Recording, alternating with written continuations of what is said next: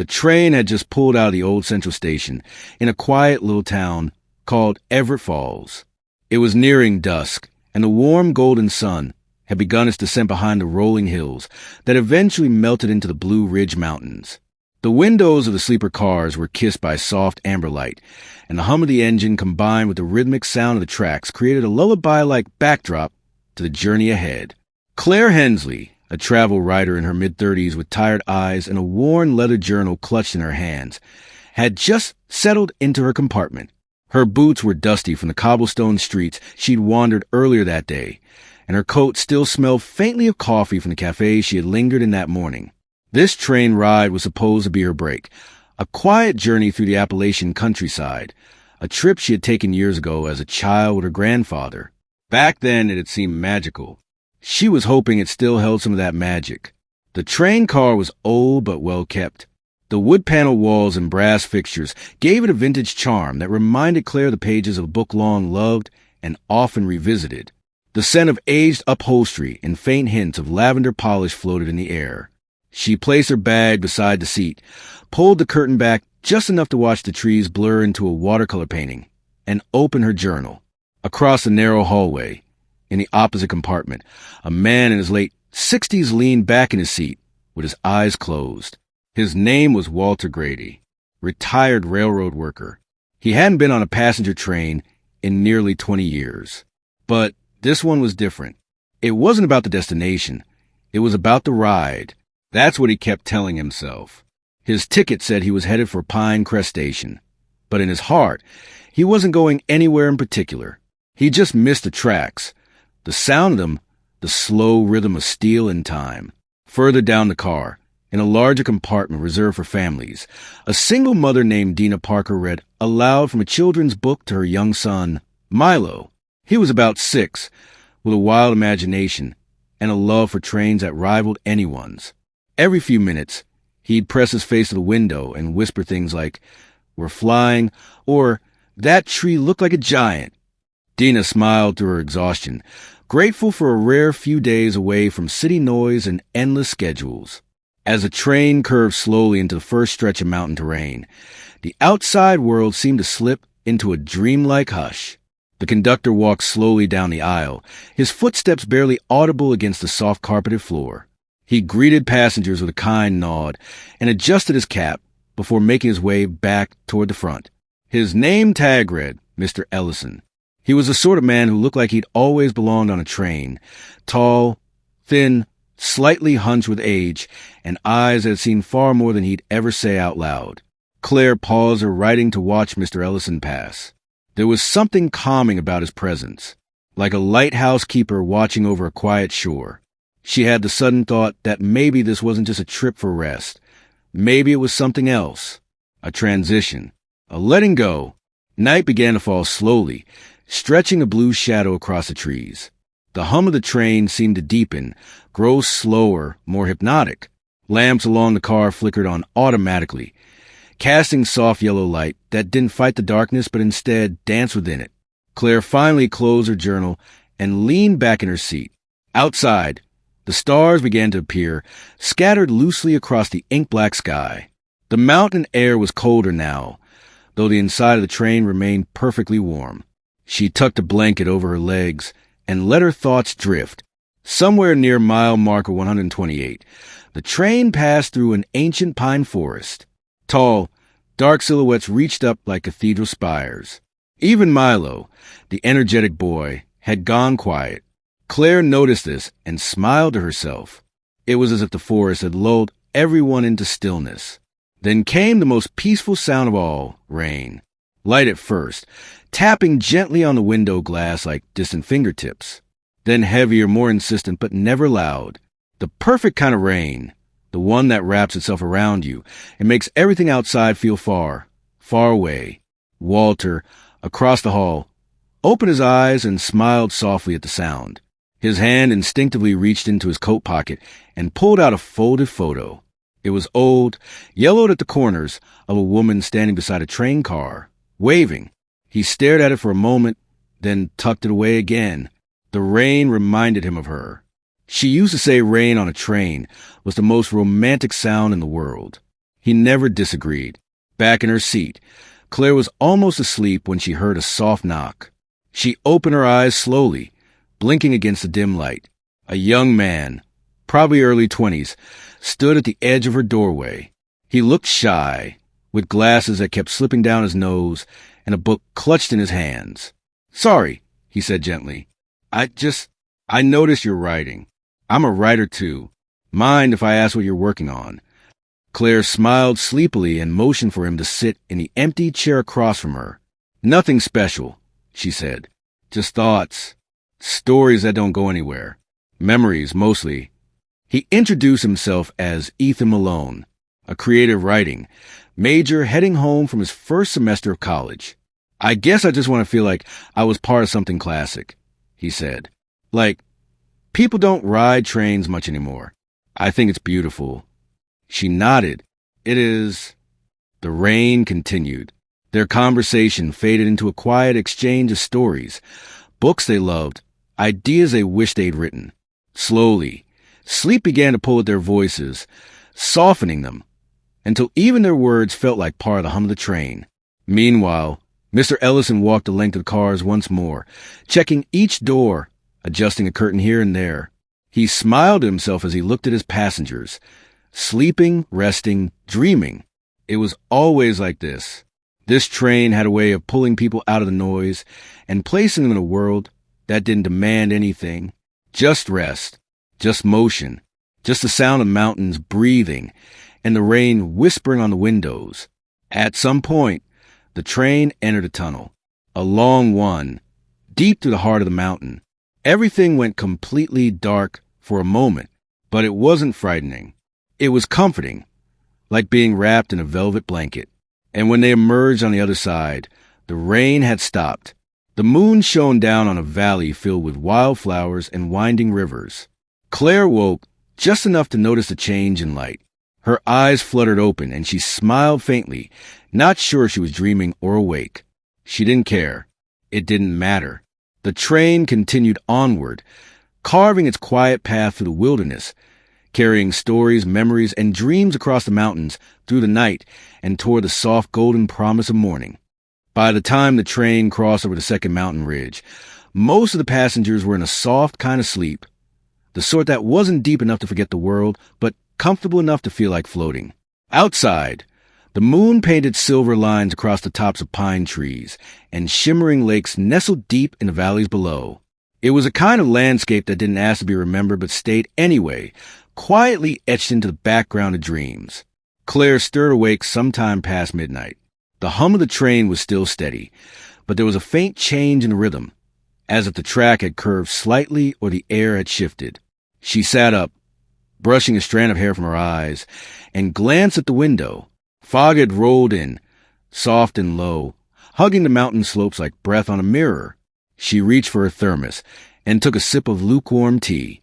Her journal sat on her lap, still open to the page she had left hours ago. The ink had dried, her pen resting in the fold like it had fallen asleep too. Her eyes drifted across the room and caught a soft glow across the corridor. Ethan, the young writer, was still awake in his compartment, headphones in, head resting against the wall. She smiled faintly, comforted by the quiet presence of another night owl. In the dining car, dimly lit by hanging lanterns, Walter Grady sat sipping black coffee. He had never been one to sleep much. Something about motion, especially the gentle sway of a train, always brought his memories to the surface. He traced the rim of his cup with his finger and stared at nothing in particular. His mind wandered back to old tracks, abandoned depots, whistles echoing through distant canyons. He had spent most of his life working the rails, and though the years had turned his hair white and slowed his steps, his heart still beat in time with the wheels on steel. Across from him sat Mr. Ellison, the conductor, who had taken a rare moment to rest. The two men didn't speak at first. They simply sipped their drinks, letting the quiet fill in the spaces that conversation usually occupied. "Funny thing," Walter said finally, "you ride long enough, it starts to feel like the train knows you're here, like it's carrying more than just people." Mr. Ellison gave a slow nod. "Memories, maybe. Maybe it carries the weight of all the people who've ever ridden it." Every goodbye, every hello, every in-between. Walter chuckled. That's a poetic way to put it. I've had time to think, the conductor replied. Back in the sleeping cars, little Milo had curled himself tightly beneath a thick quilt. He mumbled in his sleep, dreaming of dragons that lived in caves beneath mountains and trains that could fly. Dina, his mother, lay beside him with one arm draped protectively across his small body. Even in sleep, her face carried the gentle exhaustion of a parent always listening, always half awake. The rain had passed hours ago, but its scent still lingered, sweet and cool, drifting in faintly through the ventilation system. The train itself had become something more than transportation. It was like a lullaby. With every mile, it carried its passengers deeper into a place untouched by clocks or schedules. Claire, now fully awake, decided to stretch her legs. She stepped quietly into the corridor, her slippers barely making a sound on the floor. She walked past the sleeping compartments. Each door closed softly, some with curtains pulled back just enough to reveal the peaceful faces inside. It felt like walking through a dream. She eventually reached the viewing car, a long room lined with windows on both sides and an arched ceiling of glass that revealed the star-filled sky. She wasn't alone. Ethan was already there, curled into one of the oversized chairs, his notebook open, pen in hand. He looked up when she entered and smiled sleepily. Couldn't sleep either? He asked. Claire shook her head and sat across from him, pulling her knees up to her chest. Too peaceful to sleep. Isn't that strange? Ethan laughed under his breath. It really is. For a while, neither of them spoke. They just sat and stared out at the stars. The sky over the mountains was so clear, it felt like you could fall right into it. Shooting stars appeared now and then, and the train seemed to glide through time rather than space. After a while, Ethan spoke. Do you think places like this still exist when we're not looking at them? Or do they just appear for moments like this? Claire considered the question. I think they're always there. We just forget to look. Somewhere behind them, the engine let out a soft whistle, low and distant, like a gentle reminder that the journey was still in motion. The sound echoed briefly through the mountain pass, fading quickly into silence. As the night deepened, the train began its descent toward a small way station known as Lantern Ridge. It wasn't on most maps. It wasn't a stop for anyone in particular, but the train always paused there, even just briefly as if out of respect. The station itself was barely more than a wooden platform with an old signal light and a bench, but it glowed warmly in the night, like a lighthouse for wandering souls. Walter stepped off briefly, stretching his legs. He looked around and nodded once, as if recognizing something familiar. Then he stepped back on board, just as the train gave its soft, shuddering lurch and continued on its path. Claire and Ethan didn't notice the stop. They had both drifted into silence again, eyes fixed on the stars. The viewing car was like a spaceship now, floating gently through the sky, untethered and free. In her sleep, Dina dreamed of a house by a lake, one she'd never seen before. She was on the porch, rocking gently in a chair, while Milo chased fireflies across the yard. The dream felt so real, so vivid, that when she woke an hour later, she could still feel the wood of the porch beneath her feet. The train rolled on. The landscape changed again. The deep woods gave way to rolling meadows, blanketed in mist that glowed pale blue beneath the moonlight. A herd of deer watched the train pass from the tree line, still and unafraid. Inside the train, Mr. Ellison walked quietly, his lantern casting soft shadows. He peeked into each car, checking on his passengers like a watchful guardian. When he reached the viewing car, he paused, watching Claire and Ethan in their quiet trance. He didn't say a word, just gave a small smile, and continued on his way. Morning was still hours away, but there was no rush, no urgency, just motion, just peace. Claire finally closed her eyes in the viewing car, head resting against the glass, the sky above her stretching endlessly, filled with dreams and starlight, and the train moved forward, quietly, steadily, faithfully, carrying everyone a little closer to something they hadn't known they needed. The train drifted deeper into the mountains as the night stretched into its quietest hours. It moved slowly now, almost reverently, as if it knew how close sleep clung to every soul aboard. The landscape outside remained still, blanketed in fog, where shadows of trees swayed gently as the breeze moved through the valleys. The stars had begun to fade, giving way to the pale edge of pre-dawn blue. Claire awoke in the viewing car, her head tilted against a window, a small patch of condensation forming where her breath had touched the glass. She sat up slowly, the blanket draped over her shoulders, sliding to the side. Across from her, Ethan was gone, though his notebook still sat open on the seat, a pen nestled in the spine. She stood, stretched quietly, and wandered back to the corridor toward her sleeping car. Every compartment she passed seemed wrapped in peace. Soft snores, the occasional sleepy murmur, and the ever-present rhythm of the tracks formed a cradle of sound. It wasn't like any other night she'd known. This one seemed enchanted, like the train itself had dipped into another world where time bent and dreams became real. Back in her room, Claire poured herself the last of her tea, now cold but still comforting. She wrapped herself in her blanket and opened her journal again, scribbling down thoughts she wasn't sure she'd remember later.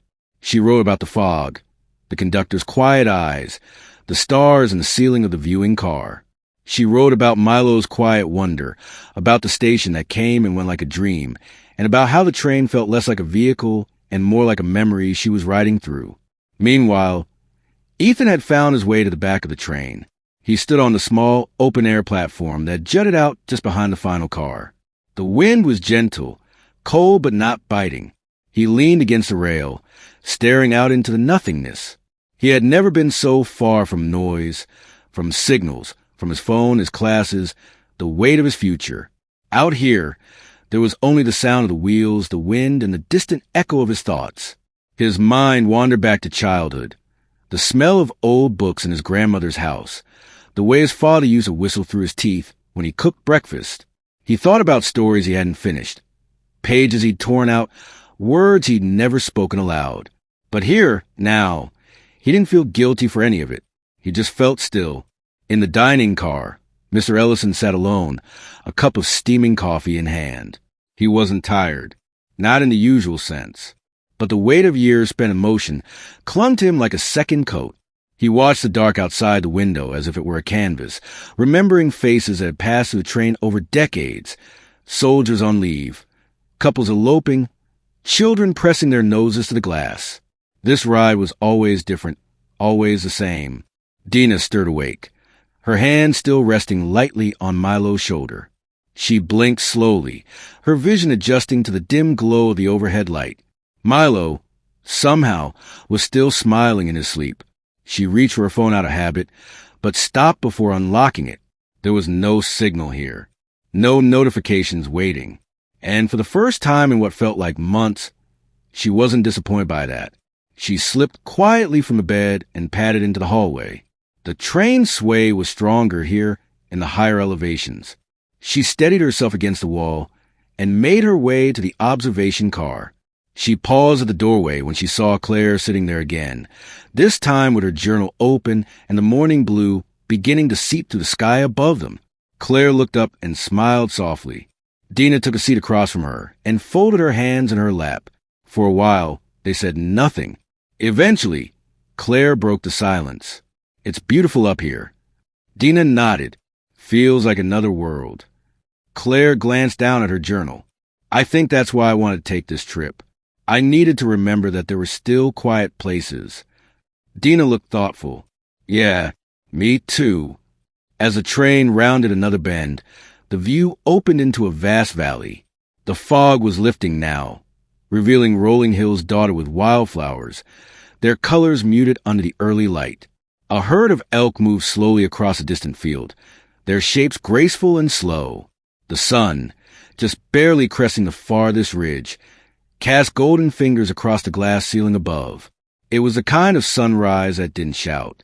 It whispered, like a secret the earth had been waiting all night to share. Ethan returned to the viewing car, rubbing warmth back into his hands.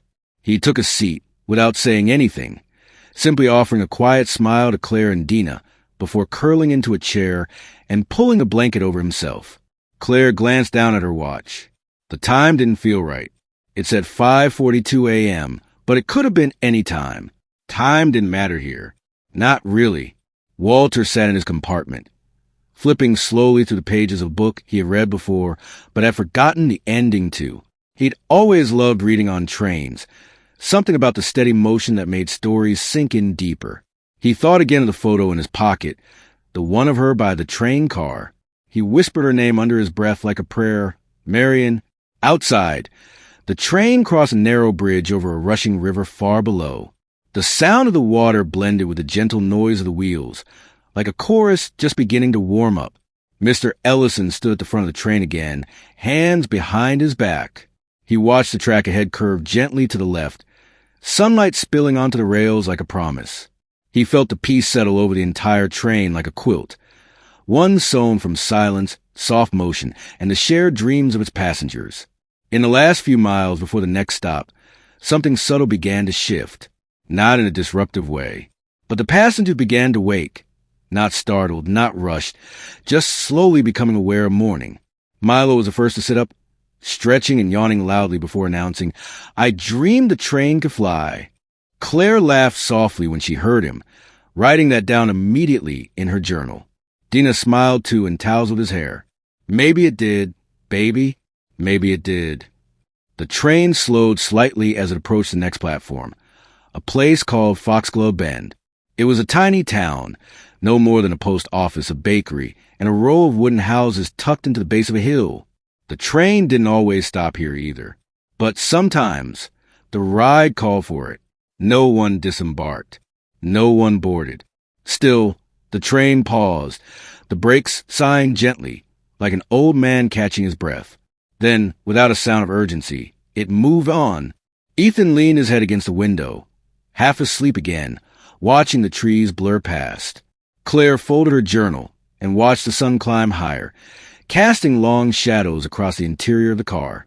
Dina pulled Milo close as they shared a blanket, the boy drifting once again into half-sleep. And Walter closed his eyes, listening, not just to the sounds outside, but to the memories that lived somewhere in motion between each turn of the wheels and every breath the train seemed to take. The journey continued, stretching across ridges and through meadows, over ancient bridges and beneath stone tunnels. It was no longer about where the train was headed. It was about what the train had become, a place between places, a gentle pause in the noise of life, a cradle for stories, waiting to be told. And so it rolled on. The sunlight had fully crested the mountain ridge by the time the train left Foxglove Bend behind.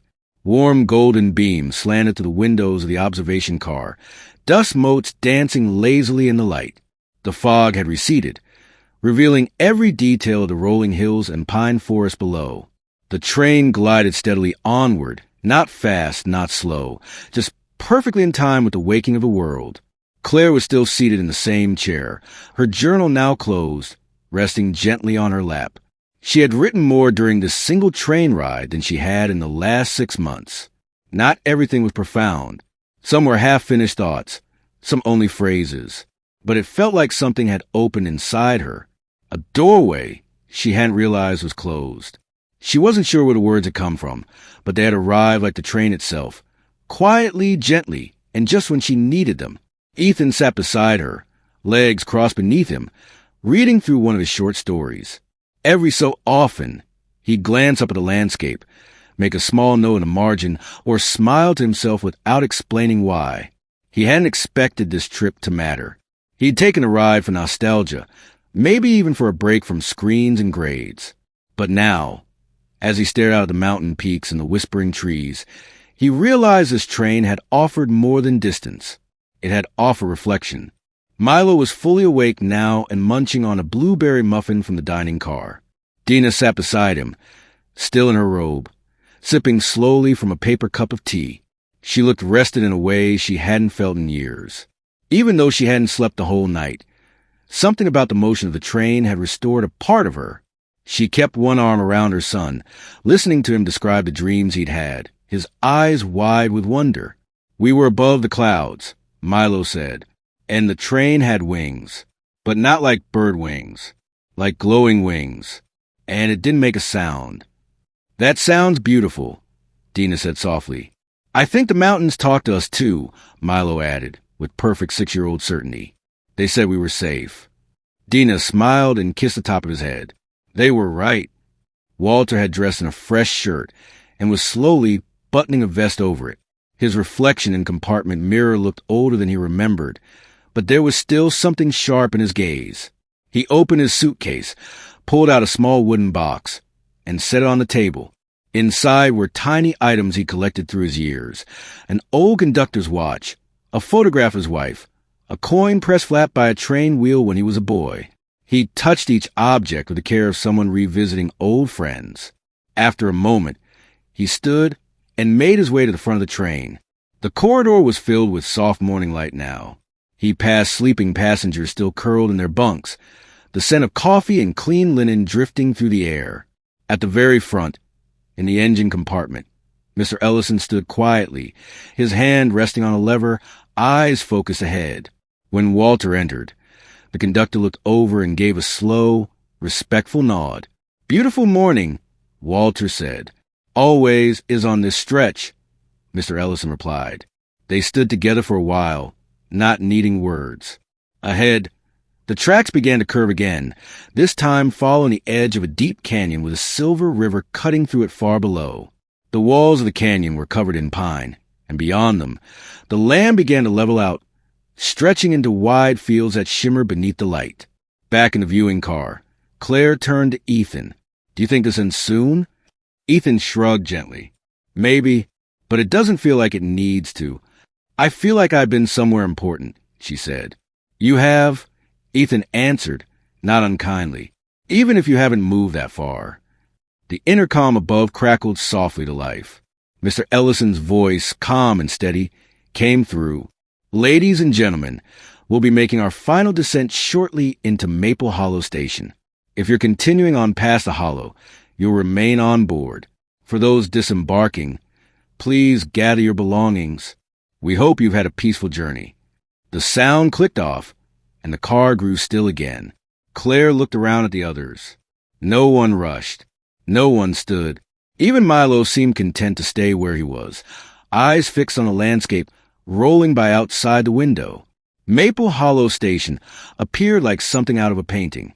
Nestled at the base of the mountain, it was surrounded by tall maple trees whose leaves shimmered with morning dew. The station was old-fashioned brick with wooden beams, a clock tower rising from the center, hands ticking slowly towards 7 a.m. The train pulled in with the softest sigh of brakes.